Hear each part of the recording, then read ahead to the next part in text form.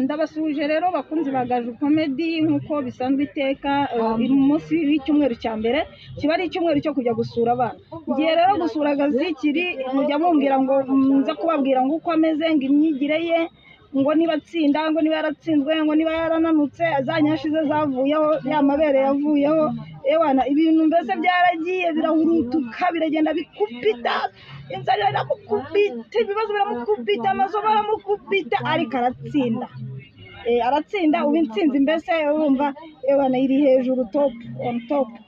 Ndagiye rero kumubarebera ukuntu ameze mu kanya. Rero ninjyayo ndaza kuza bamwe kumubaha, murahita mutubona kuri video cyane namugezeho, muraza kwihangana rero mukurikirane uko gahunda ziza kugera kuva nonaha kugera nimugoroba. Rero mbabereye maso, mukomeze gukora subscribe, mukore like, share, comment kuri Gaju Comedy. Ikintu cyo niyemeje cya mbere ni ukubashimisha.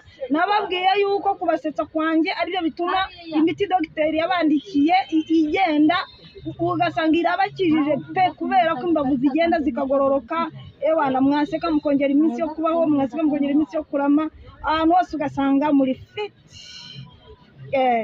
Ngaho rero mukomeza kugira icyumweru cyiza gihire, icyumweru kizira amakemwa, icyumweru kizira stress, icyumweru kizira ibibazo.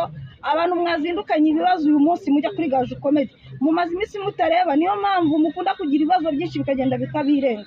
Narababonye kandi igihe narababwiye ngo abantu mudakora subscribe kuri Gaju Comedy, ni mwava muri guteza ibibazo, ni muri gutuma abantu imitwe ibarya, mugatuma abantu ibibazo bibica, mugatuma abantu bahangayika. Why not? Muhirirwa muhangayikisha abantu, mwazajya mugenda mukajya gukanda like, mugakora share, mugakora na comment, abantu bakirirwa baseka kweri. Cyangwa njye mbakubita iyo narakaye, murabizi pe, kandi sinyangura ikintu kindakaza. Ndabakunda cyane, mundi ku mutima, nanjye mbari ku mutima. Ciao, hasta la vista.